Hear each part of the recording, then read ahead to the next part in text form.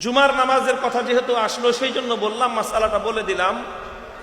জুমার দিন ইমাম যখন খুতবার জন্য মিম্বারে উঠবে, ফালা সালাত ওয়ালা কালাম, নামাজও জায়েজ নাই, কোনো কথা বলাও জায়েজ নাই।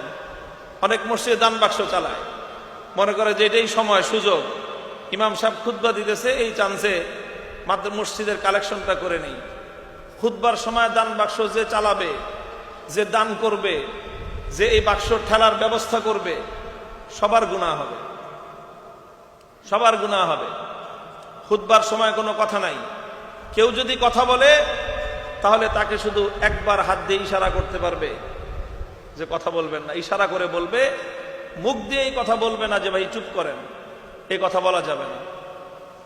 জুমার খুতবা চলাকালীন সময়ে নিজের সামনে যদি ধুলাবালি থাকে, সেই ধুলাবালিও পরিষ্কার করা যাবে না,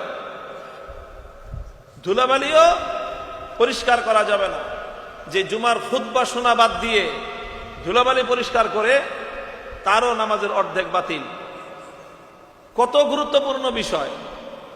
এই জন্য জুমার ব্যাপারে এই কথাগুলি খেয়াল রাখবেন।